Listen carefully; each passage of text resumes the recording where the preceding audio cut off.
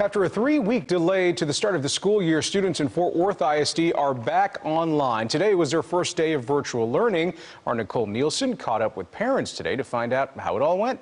What did you do this summer? Today for Fort Worth ISD, there were mixed experiences for parents. It's been a great morning. Literally have not been able to log him into class not once today. The morning started off with a Facebook post by the district that their website was failing to load, but that it wouldn't impact its learning platforms. But one mom tells me she struggled to log into the parent portal, which caused her kindergartner to miss all of his classes. I'm not sure how well this virtual learning is actually going to be. I'm hoping by the end of the day everything can kind of get worked out. Maybe tomorrow something easier can be put in place for everybody. Fort Worth ISD tells me about 85% of students engaged online, saying we know some families did not connect today or had difficulty because they had not tried to connect before today. We had teams standing by to help them.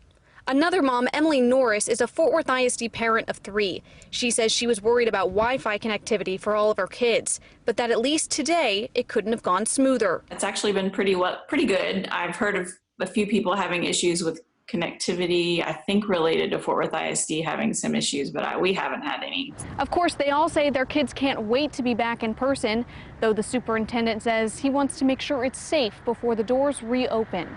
We want to make sure that we can get back in school as soon as possible if those numbers continue to stay under control. He says the current hope is to have students back in person the first week of October, and that he may even consider phasing kids back to school by grade level. But most importantly, he says they're keeping their eyes on case counts, especially after Labor Day.